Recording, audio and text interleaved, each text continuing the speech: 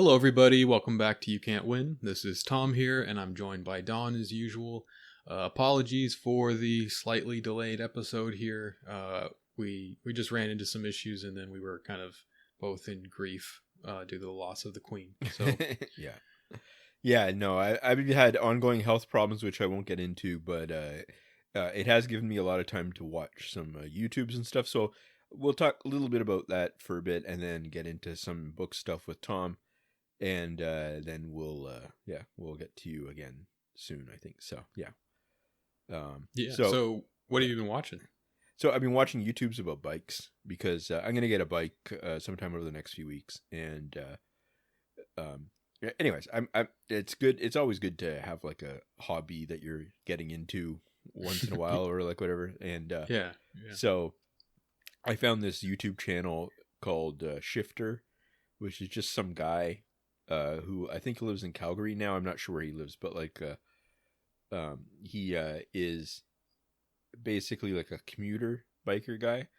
And the thing I like about it, it's sort of like Learn Linux TV, where the whole selling feature to me is that the guy is chill and like reasonable and is not like trying to. He does have like a little bit of promotion stuff here and there, but most of the time he's just kind of telling you what he thinks about different things and stuff. Like it's not like most bike channels are like really, really high, like the big ones, whatever, are like high energy, kind of like quick cuts kind of stuff. A lot like all the magazines and stuff, most of them are like that. So it's good to learn about this kind of stuff. I don't know. I don't know. Do you actually have a bike or no? I not right now, no. Okay. And did you have one when you were a kid or? Mm-hmm. Yeah, I had one like at various points. I can't really remember the circumstances, but yeah, I've owned bikes on and off. Yeah, I had like a yellow BMX that I used to love when I was like a little kid, and I would just tool around the neighborhood and stuff all the time and get like Anyways, so I haven't had one since then. Really, I don't think, except for I guess now I just remembered this, but I did have one in China. Oh, that's cool. And yeah, did you buy it there?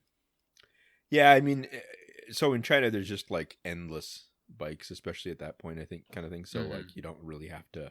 I think maybe it was technically rented, or maybe I only used it once, or it was maybe one of those things where you just kind of drop it off. You don't really overthink it, kind of thing. Yeah, but they had like divvy bikes way back then. No, it wasn't like it wasn't actually like I don't know. I don't remember it being like a expense in my mind, kind of thing. It was just something that we did, and and it was really nice because the campus was so big and stuff like that. So, and anyways, since then I haven't really, done any of this stuff. So I'm a bit nervous about like getting one and it being like, I want to get like show up to the store prepared, basically, kind of thing. Number one. And then number two, like I want to actually, I was talking to Agile Tab a little bit about this kind of stuff back and forth, because I'm like, my impulse would be to just go and get one and not like actually talk to staff and all that kind of stuff, but like that's not the way you should do it, kind of thing. You're supposed to get kind of measured and all that kind of stuff. So yeah, and it's a bit different here because I am sort of in a rural area and stuff, so I'd have to kind of like get my mom to drive me to the store, and then it's a bit of a hassle compared to just being in an urban environment where like the stores are all over the place and they're like sort of like more indie kind of thing, A lot of these ones are like more like either chain ones or like it's ambiguous if they even have bikes there, kind of thing. You know what I mean? Like it's either like so anyways. So I'm just kind of like random sporting goods kind of stuff like that, or like there is like a small, like there are sports stores that like sell bikes, and I don't know if I just walk in if they're gonna, like I have to kind of bounce around a bit. So I mean, those kind of places probably have kids bikes more than adult bikes, I would guess, but I don't know. I really don't know. But the main thing is that like I just see like a rack of bikes, and they're just all bikes to me, kind of thing. Up until a few days ago, kind of thing. Like they're just, I don't know like what the difference between a mountain bike and a road bike really is, other than like a few things. Kind of like I know what they're for or whatever, but I don't really know all the details and stuff. So I was watching this channel, Shifter it's called, and then I was watching a bunch of other sort of YouTubes trying to like piece together like knowledge about like what the different handlebars are like and stuff like that, and what like the goals. And it's kind of funny because more and more that I read it and stuff, or like learn about it, there are a lot of like emphases kind of thing, you know, like there are a lot of things, but at the same time, whenever they do ratings and stuff, a lot of the time it just kind of comes out even. Like there are differences, but a lot of the time, like it's kind of like, well, you either get a, you know, like it's not that huge a difference either way kind of thing. Like even with this guy did like a rating of his commute with like an e-bike and stuff like that, and the e-bike, just him pedaling normally and all that kind of stuff, was about 20%, 30% faster or something like that. But that's not really, I mean, it's easier because you're not pedaling as hard, I guess, and stuff like that. But that's not really a huge difference. Do you know what I mean? Really? Like an e-bike over, like there, if you're like a delivery person or something like that, that might be a big deal. But like for someone like me who wants to just get out a bit more and maybe get into town a bit and stuff. So that's sort of like the second part that's been interesting, is that like, because we live in a rural area and it's about a 15-minute drive or so, 10-minute, 15-minute to sort of like the core Walmart and all that kind of stuff, right? I thought like that was just impossible to bike, kind of in my mind, kind of thing. I thought like it was so far away by car kind of thing that like it would just not be viable kind of stuff. But I don't think that's true. I think that like if you look at the like math on stuff online, it's sort of, because it's like, you know, number one, the driving is not that fast either, right? Because you're just taking side streets and all that kind of stuff, whatever. It's not like it measures a straightaway highway or something like that kind of thing, like all the way and stuff like that. So I feel like it's plausible that if I get into a bit more shape and stuff, and like I've been biking for a little bit, I could like do stuff like, Google says it's only about a 15-minute bike ride to the corner store or something like that kind of thing. There's a store within like 6 kilometers of us or something like that. You know what I mean? Like it's not crazy that I could tool around a bit in the neighborhood stuff like with it. Sure. So yeah. That's been kind of exciting too in some ways, because I'm like, oh, I could actually like not full on commute, but like I could go into town, into the actual neighboring town to get groceries once in a while or something like that kind of thing, you know, like if I needed to. And that would be a big change for me. So that would be good. So, and I'm also excited about like the idea of like getting a bit more into shape with it and stuff, you know? Yeah. So, yeah, I think that'd be fun. So I don't know. See, the prices are very confusing to me. That's the main thing, really. And it's not really like, I don't really care what it costs, because I'm also planning on, within the next few years, if I can get it together and stuff, buying a used car or something like that. And that is obviously a much more expensive. So it's like, if I got like a cheap vehicle that actually can maybe take me into town, that's not necessarily a terrible thing if I spend a fair amount, as long as I use it and it doesn't get stolen and stuff like that, you know? Mm-hmm. But I also I always like, I have like a fear of being ripped off. I don't want to like just show up and like not know my stuff and then being like, oh no, you need to get this like $5,000 bike that's like made of solid gold or something like that. So yeah. Cool. Yeah, I mean, Tabs has been loving her bike and just riding that around. So yeah, I don't know, I hope you end up getting a nice bike that works for you and that you enjoy it as much as she has. Yeah, it's been nice talking to her a bit about it, just kind of getting some tips and stuff. And yeah, I mean, she did the same thing that you're talking about, like doing a bunch of research and figuring all that out. So yeah, she's a good person to talk to for that. Sure. And you know, when you mentioned e-bikes, it just reminded me, there's this YouTube channel I've been watching a little bit of this guy he's French, and he is taking his e-bike on like a world tour. So he's biking from Europe, and he's gone through like, I haven't watched the first leg of his trip. I kind of just jumped in the middle, and he's already in the Middle East. So I think he went through like the southern European thing, through Turkey, and now he's in like, he was in Jordan and now he's in Egypt, and I think he's going to go through Africa now. So, so it's pretty cool. Yeah, like he just charges up the bike and he camps out just in the middle of nowhere, just wherever he finds a spot on the side of the road. Basically, he has like a little like not even a tent, just like a sleep. Well, I guess he does have a tent actually. He just doesn't use it all the time. Mm-hmm. Yeah, he's got a sleeping bag and he buys food here and there, and yeah, seems cool.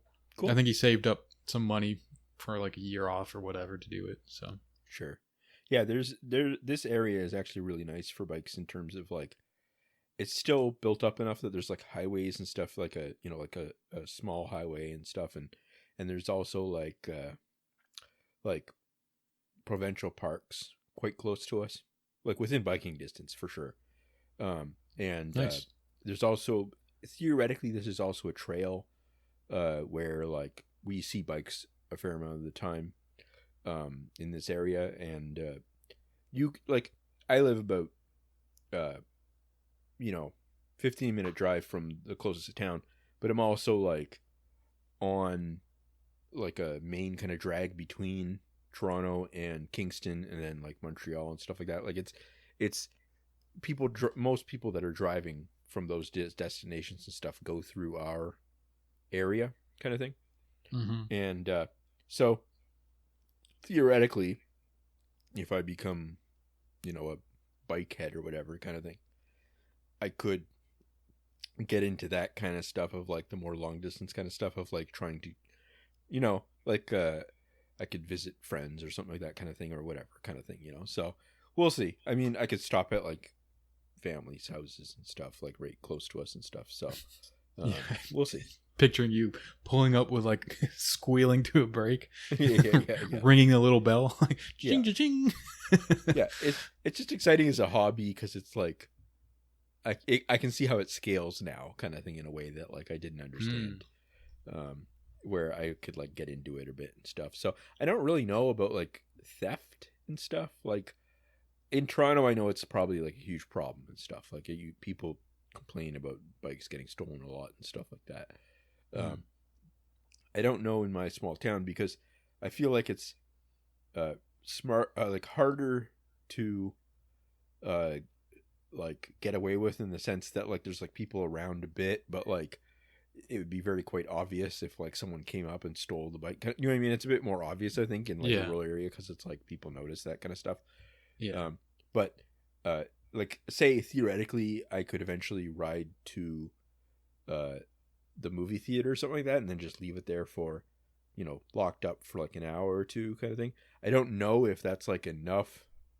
You know what I mean? Like, I don't know if it's like right at the mall. Is that like too exposed or anything like that? I don't know. But like, it is good enough to know that like, I don't know, like, otherwise, like that seems like a thing. I guess at the end of the day too, I don't really like the expense of like a few $100s here and there, in terms of like, even if it did get stolen, it wouldn't be the end of the world kind of thing, Yeah. I mean, it's a pain in the ass when your transportation has just disappeared, but sure.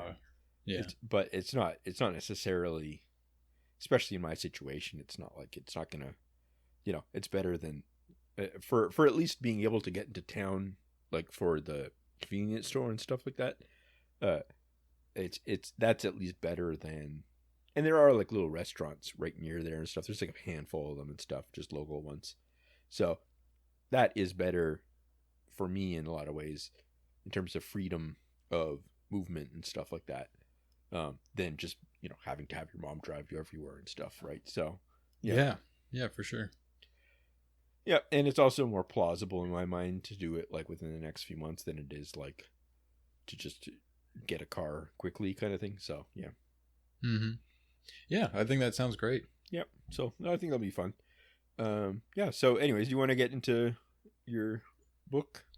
Yeah. So, so this book that I just finished this, like maybe a week ago or so, The Books of Jacob by Olga Tokarczuk. I've been like really slowly reading this for months. I think I started maybe in April or something like that.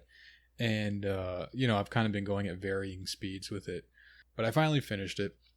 I think I've talked about it a little bit, but I'll just kind of give like a basic summary of the idea of it, the concept of it, and then I'll kind of go through my thoughts on it. So sure. Primarily it's about a man named Jacob Frank, who was a purported messiah in the 1750s to like 1790s, primarily in Poland. And it's also about the community around him. He's actually not like a protagonist exactly. I mean, he's like a major, character in the book, but it's not like we see it from his perspective. It's much more like there's a very broad cast of characters, and we kind of see things from all their perspectives in a sense. Mm-hmm. So there's kind of two primary characters that I think are pretty interesting. One is his like scribe, who's like one of the early followers or disciples who takes it upon himself to like write the biography of this prophet. Mm-hmm. Kind of in secret because Frank doesn't actually want him to be doing it. So a lot of the book is from those writings that this guy Naaman has written down. Mm-hmm. Then there's this other character, Benedict. I'm really bad with the pronunciations with Polish. I forgive me, but Benedict Chimlowski. He is a priest who wants to compile like all the knowledge of the country or of the world. I forget which one it is, but basically he wants to compile all this knowledge into like a book, create like this big encyclopedic book, and that has led him to begin to interact with the Jewish communities in Poland around him because they have books that have information that he can't get elsewhere. He's sort of persuaded to do this, so he's like started to trade books with some of the rabbis and stuff like that. I'm sorry, I'm going to interrupt you for a second for a weird reason, but like, okay. So, you said his name is Kimlowski, or like, how did you spell it? Okay, so it's CHMIELOWSKI. So I think it's Kimilowski. I can't do it out loud. That's funny, but like a Kimilowski or something, which is funny because that's one of my family names.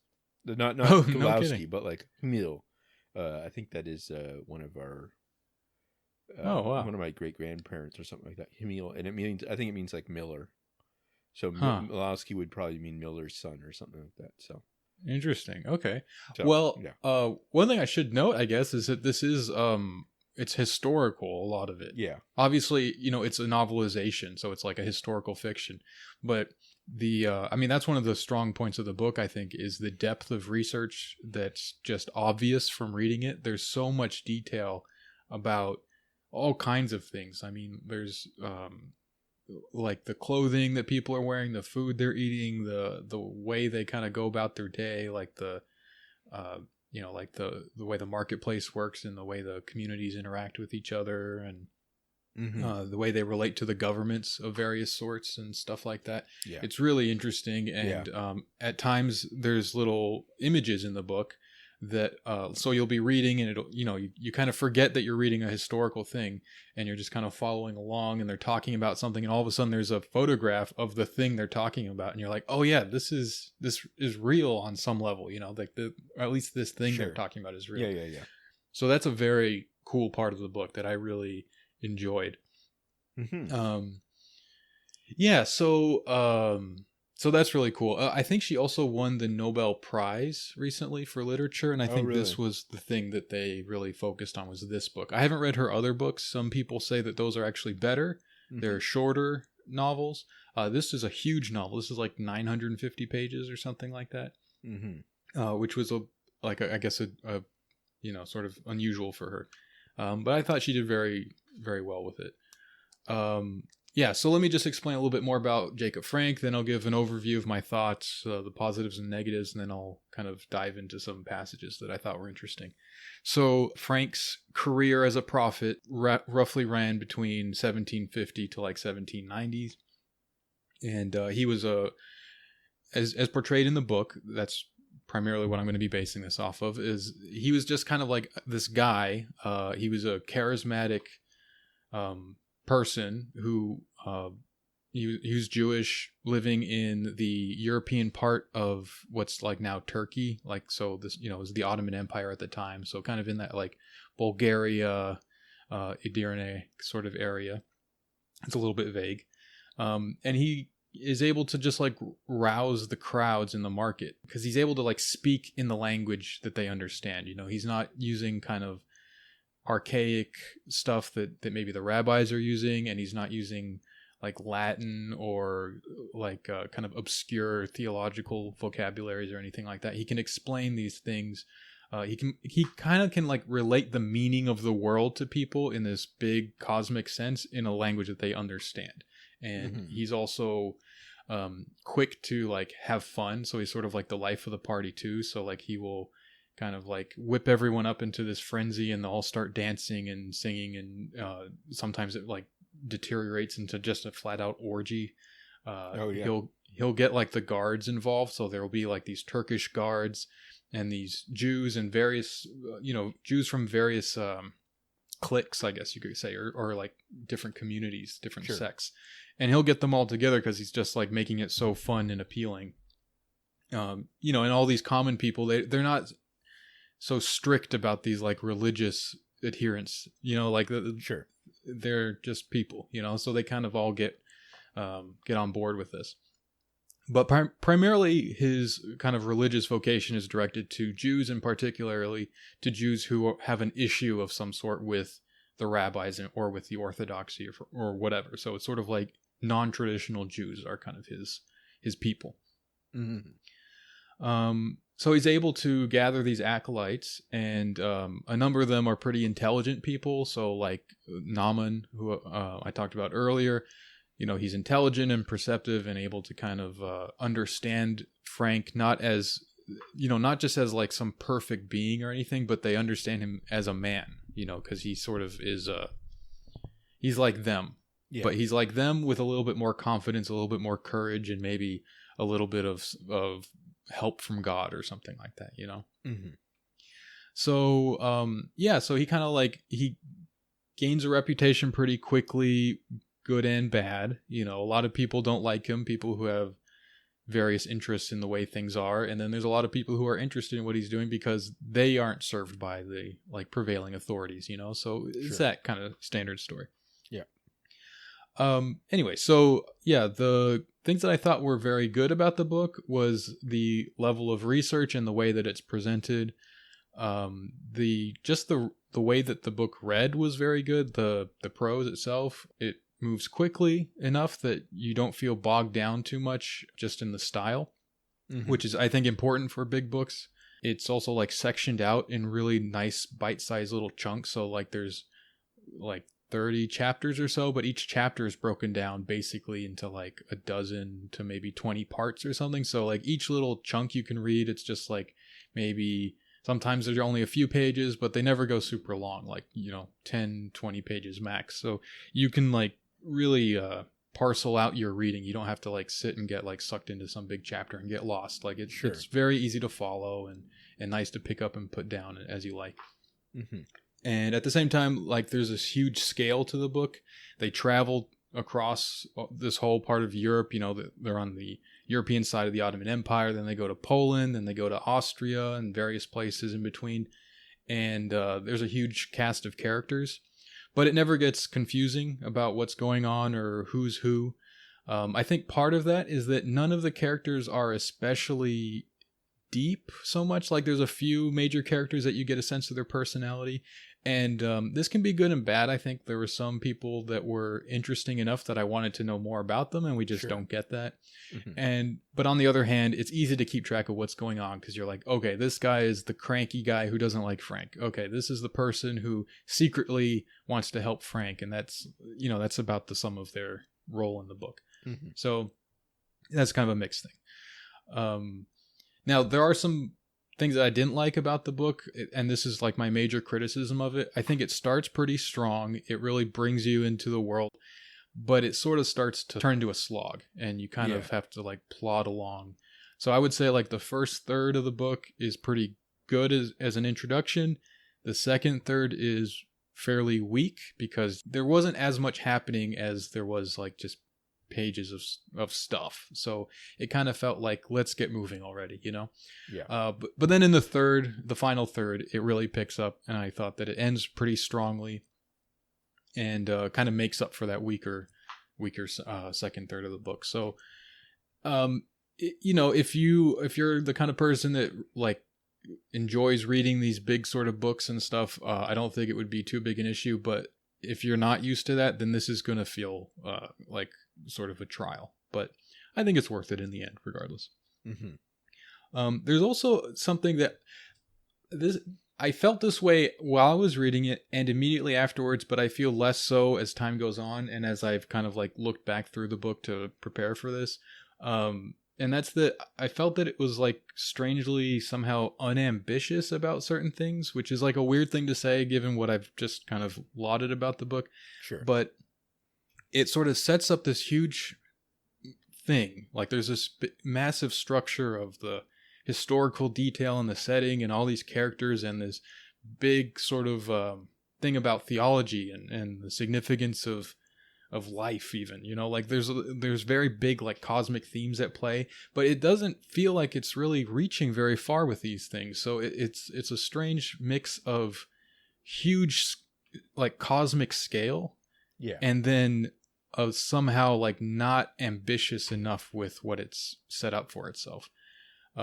I don't think it is like falls completely flat or anything, but it somehow like didn't reach far enough for me on certain levels. But like I said, as I've gone back and like looked at certain passages, I feel like, you know what, I think this actually did kind of like reach enough that I and for whatever reason I just didn't pick up on that like on the first go or something. So okay, so I pulled a bunch of different passages that I wanted to read. They kind of highlight different things about the book that I thought were interesting, especially to listeners of this podcast. So the first bit that I wanted to read is actually like the very opening of the book. And that's because it presents the primary narrator. So there was the other character, Naaman the scribe, and we get his parts and they're always labeled scraps, and then we get it from like his first person perspective.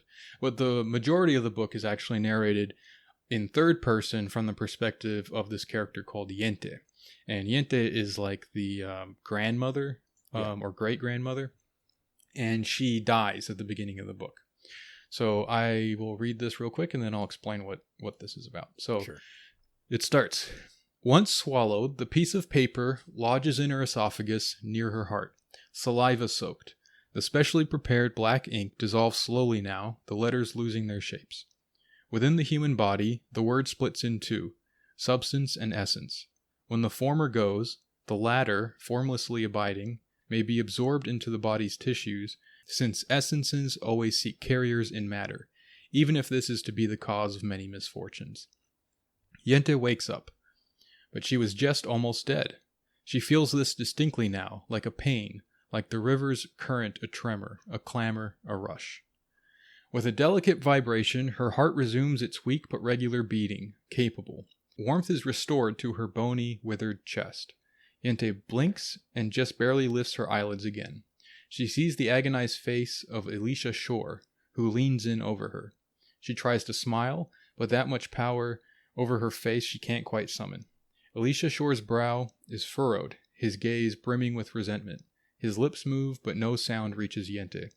Old Shore's big hands appear from somewhere, reaching for her neck, then move behind her threadbare blanket. Clumsily, he rolls her body onto the side so he can check the bedding. Yente can't feel his exertions, no. She senses only warmth and the presence of a sweaty, bearded man. Then, suddenly, as though from some unexpected impact, Yente sees everything from above, herself, the balding top of Old Shore's head. In his struggle with her body, he has lost his cap. And this is how it is now, how it will be. Yente sees all.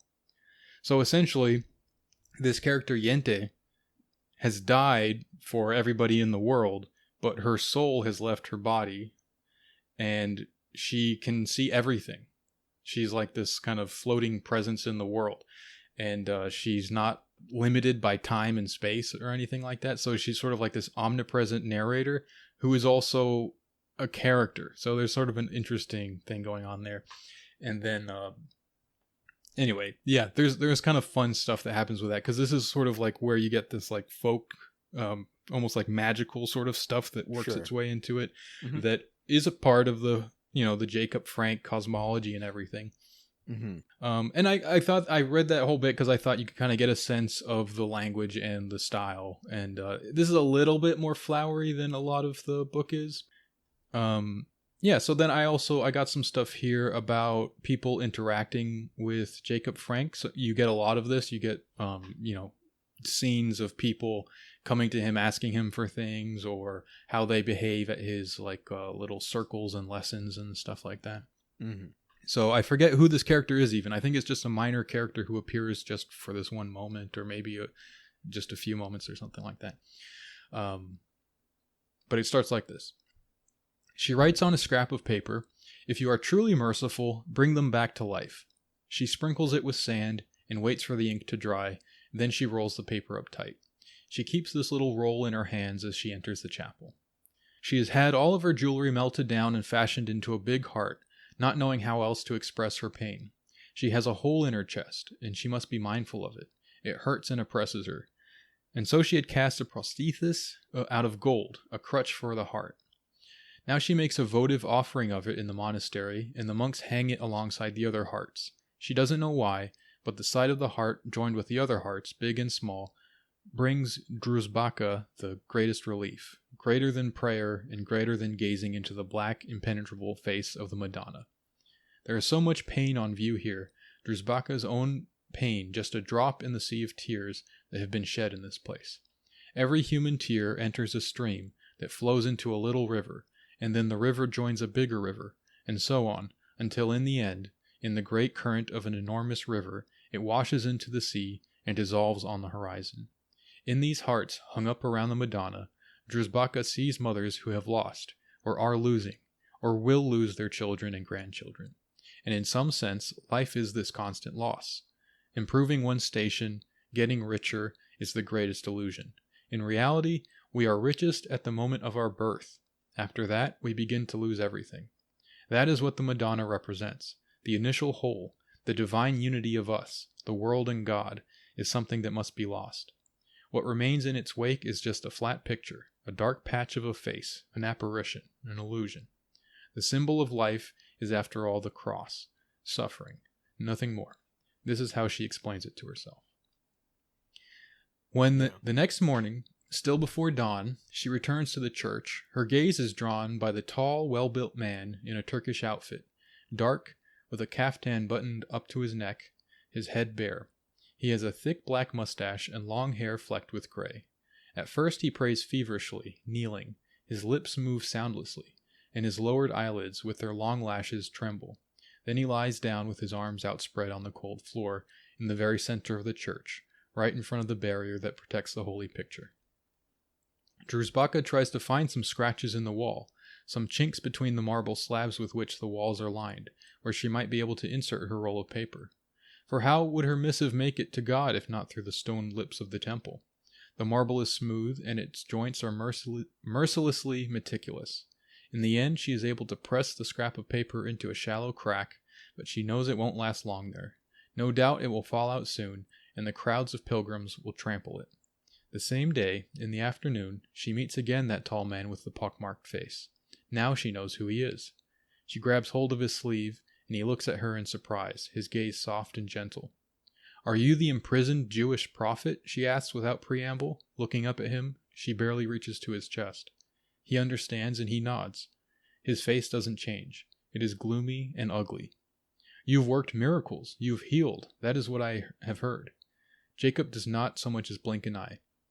"My daughter died, as did 6 of my grandchildren." Druzbaka spreads out her fingers before him and counts 1, 2, 3, 4, 5, 6. "Have you heard of bringing the dead back to life? Some people seem to be able to do it. Prophets know the way. Have you ever managed to do it, even with just an old dog?" Yeah, so that was, I don't know. I thought that was a really, beautiful little Yeah, thing. for sure. I really like that, yeah. One thing I haven't mentioned, I suppose, is that Frank switches religions throughout the throughout his career. So when he's in the Ottoman Empire, at some point he decides to convert to Islam, and then when they go to Poland, there's sort of this funny bidding war almost over his religion. He ends up becoming Catholic. Then he's Jewish for a period of time, and it's kind of on again, off again, because people don't really accept their conversion. They kind of think of them okay, well, you've converted, so we're not gonna outright like persecute you, but we don't accept you as one of us, so they're sort of like in and out at the same time. So this is just a little passage here that I got that kind of describes the way that the authorities tried to create these prohibitions and bans and stuff on them to contain, this whole thing that's happening here. So it goes like this. The bans have little effect. They only work at the start, but then human nature with its long finger begins to poke a hole in them. First a little one, and then, when it encounters no resistance, a larger and larger one, until finally the hole is bigger than what isn't the hole. That's how it goes with any interdiction. And then there's something here which I think is a pretty significant idea in the book. It's only mentioned a few times, but you can really feel its presence behind almost everything that's going on with Frank. And it's this idea of the messianic machine. Okay. So it goes like this. The messianic machine is like that mill standing over the river. The dark water turns the great wheels evenly, without regard for the weather, slowly and systematically. The person by the wheels seems to have no significance. His movements are random and chaotic. The person flails. The machine works. The motion of the wheels transfers power to the stone gears that grind the grain. Everything that falls into them will be crushed into dust. Getting out of captivity also requires tragic sacrifices. The Messiah must stoop as low as possible, down into those dispassionate mechanisms of the world where the sparks of holiness, scattered into the gloom, have been imprisoned, where darkness and humiliation are greatest. The Messiah will gather the sparks of holiness, which means that he will leave behind him an even greater darkness. God has sent him down from on high to be abased, into the abyss of the world, where powerful serpents will mercilessly mock him, asking, "Where's that God of yours now? What happened to him? And why won't he give you a hand, you poor thing?" The Messiah must remain deaf to those vicious taunts, step on the snakes, commit the worst acts, forget who he is, become a simpleton and a fool, enter into all the false religions, be baptized and don a turban. He must annul all prohibitions and eliminate all commandments. So this is sort of part of his theology, is this idea that the Messiah has come, and that's him. Yep. And so that means that the old laws of that have kind of been maintained by the rabbis and all the other religions in the world, they have to be flipped on their head. So what's good is bad. What has been prohibited must now not only be allowed, but it actually is a duty to do it. So this is sort of like a bit of a holdover from his predecessor. There was 2 prior prophets who were kind of in a very similar vein. So Sabbatai Zevi was one of them, and I forget the other one. There's a lot of stuff in the book about this kind of thinking and the way that people are trying to respond to a changing world. Remember, it's in like the 1750s. So this is like just at the advent of modernity, basically, Yeah. So a lot of this stuff is people trying to grapple with this changing world and the fact that they belong to these various traditions and cultures, and like, what do we do with that? It seems to not be working for us anymore, but what might work? What do we do? So a lot of this sort of like prefigures this kind of like modern thinking, and I think she does a good job with it. It's a little bit cringy to me sometimes. That might just be my own taste or whatever. Sure. But there is a bit where sometimes it just feels a little bit like, I don't know, like a lib utopian kind of a thing going on. But it's really not too bad. So here's something about this law of freedom that I'm kind of talking about here. He's telling a story about how Moses, when he left the Jews at the time, they sort of lost their piety, right? They started to worship the calf and all that sort of stuff. So what Moses does is he comes back and he shatters the tablets that have the law in them into 1,000 fragments because people are misusing them, basically. So then it goes like this. It says, in order that no one would know the true law of freedom, Samael, who's one of the people in the community, carefully gathered the little pieces of the shattered Torah of Atzilut and scattered them around the world among many different religions. When the Messiah comes, he will have to pass over into Samael's kingdom to collect the the tablet's shards and present the new law in its final revelation. What was this lost law all about? Asks Wajgele, when she and Naman climb into bed. That's Naman's wife. Who could possibly know, since it has been dispersed, he answers warily. It was good. It respected people. But Wajgele is stubborn. Was it the opposite of what we have now? The opposite of thou shalt not commit adultery would be thou shalt commit it. And the opposite of thou shalt not kill would be kill. It's not that simple, says Naman. So, one thing that the book tries to show is that, yes, these people have this concept about the law and transgressing, the limitations that have been set and all this sort of stuff, but they're not doing it just purely out of it's not the pleasure principle or something. Like, they have sort of higher principles that they believe themselves to be abiding by in doing this. Mm-hmm. So there's another aspect to this where there's the traditional Jewish community that follows the Orthodox rabbis, lowercase o Orthodox, right? Just your standard, Polish Jews, basically. Mm-hmm. And then there's this community, which is everyone understands them to be heretics, including themselves. And just like everything else, they have an explanation for this. They understand this to be part of the way it needs to be. Mm-hmm. So this passage goes like this. It says, "Is life itself not a stranger to this world? Are we not strangers, and is our God not a stranger? Is this not why we appear so different, so distant, so scary, and incomprehensible to those who really do belong to this world? But this world is equally bizarre and incomprehensible to any stranger to it, and its rules are incomprehensible, as are its customs. For the stranger comes from the farthest distance, from the outside, and he must endure the fate of the foreigner, alone and defenseless, completely misunderstood.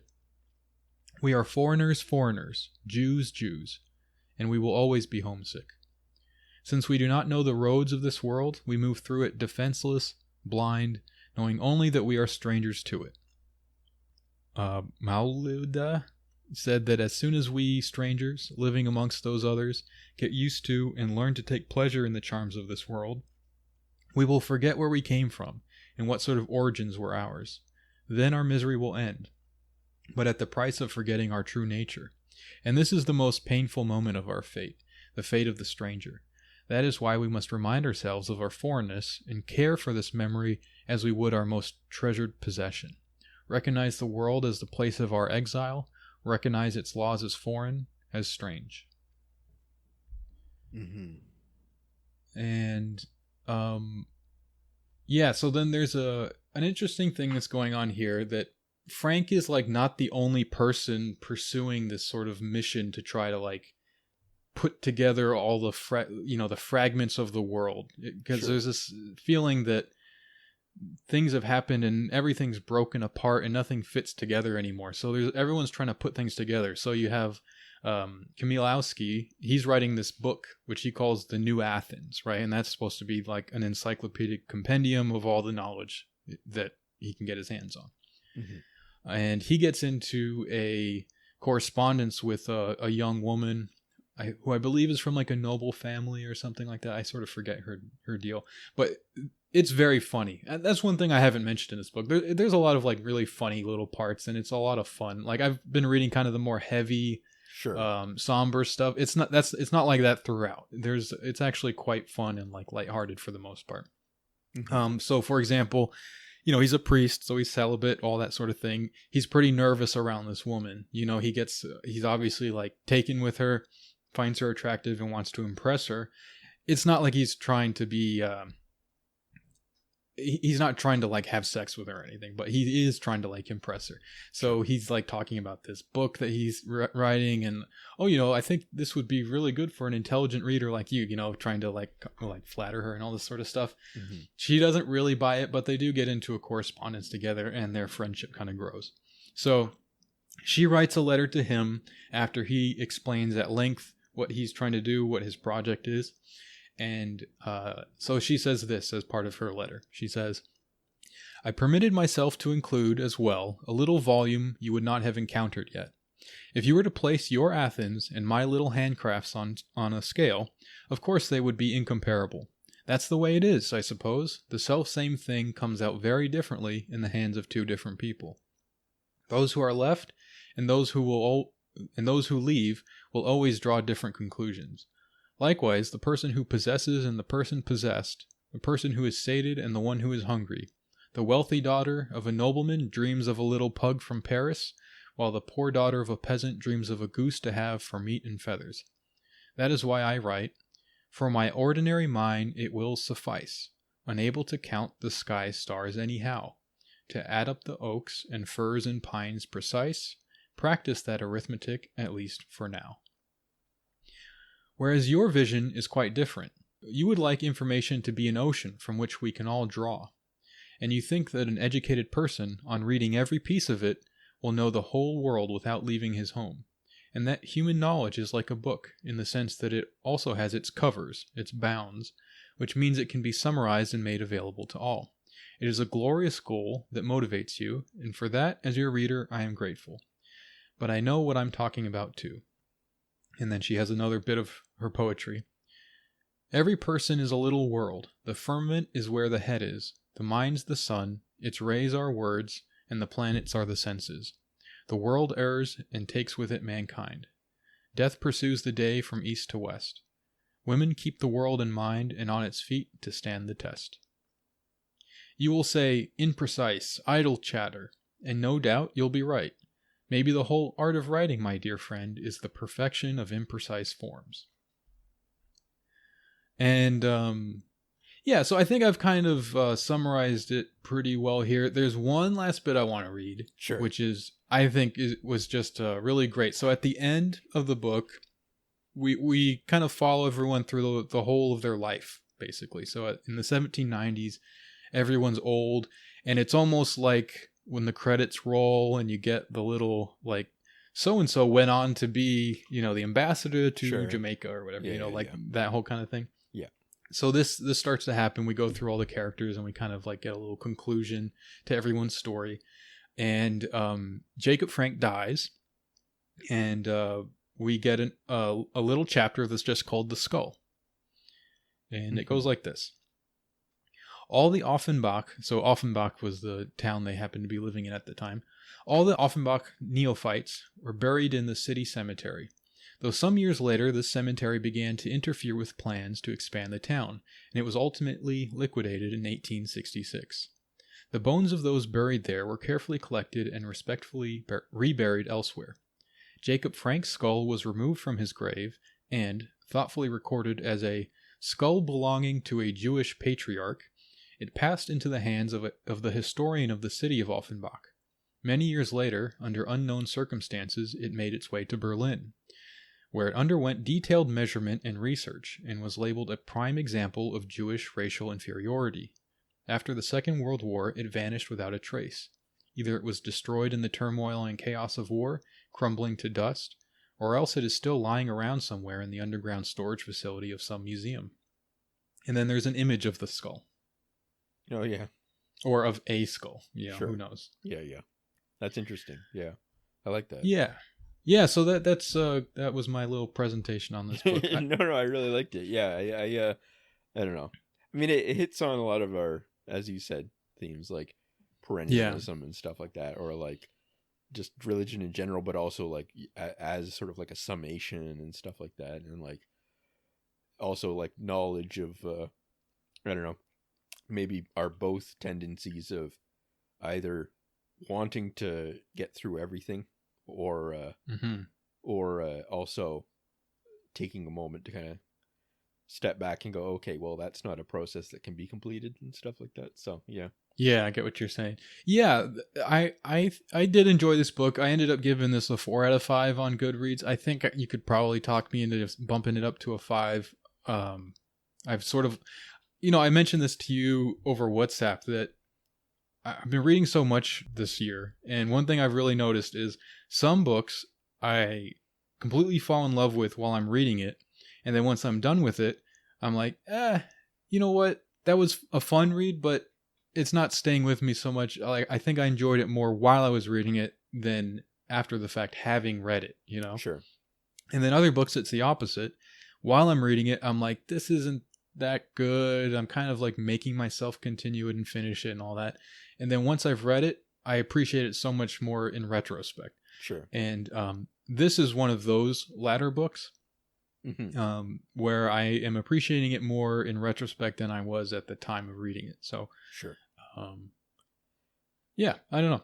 I would recommend this if, you know, to anyone who's, like you were saying, this covers a lot of the stuff, not just in terms of the subject matter, but like the themes of the stuff that we kind of tend to talk about, you know, and I like that it was able to present things that are contradictory, but seem like at the same time just true. Like you can't really say like, well, there's a contradiction, so one of them is wrong. Sure. It's really hard to like tease apart, well, which one would be the wrong one then, you know? Yeah, for sure. And it sort of seems like it's probably the way we're looking at it or conceiving of it or something. I think this book is really about those kinds of things, and it's about people trying to do that in their own different ways. Yeah. And, you know, I don't know. I would put this in the you can't win canon, I guess. Sure. Yeah. Yeah, well, that's great. Yeah, I mean, it's another book where after you've talked about it, I have to like go download it immediately, kind of thing. You know what I mean? But I don't know if I actually will get to it right away, but I'll try to. And yeah, so I'm glad that you brought that up. Yeah. Cool. Yeah. I am interested in people. If you like us going into a single book in that much depth, a lot of times I kind of just do like a quick little review of a book. Like, yeah, I read this, I liked it. And then I read this one and I didn't like it as much. And I kind of leave it basically at that. Yeah. I enjoy doing this. Let me know if you guys did. If this was just like too much of like, maybe you're not that interested in this book and whatever, you don't care about me reading all this stuff, let me know. Yeah. I'm happy to kind of adjust my approach. I feel like if I'm interested, it's fine, kind of thing. You know what I mean? Like, I think yes. that's the that's the key. But like, yeah, it's hard to sort of gauge what other people are into and stuff. So full disclosure, basically, we're just gonna do what we want in the end. But sure, yeah. I do like to hear how people are responding to this. So yeah, sure. Okay. Yeah, I think we're gonna wrap it up there. It's starting to wear on me where I'm gonna have to lay down in a minute. So, yeah, I think we'll end it there for now. Okay. Yeah, sounds good. All right. Well, thanks for listening, guys.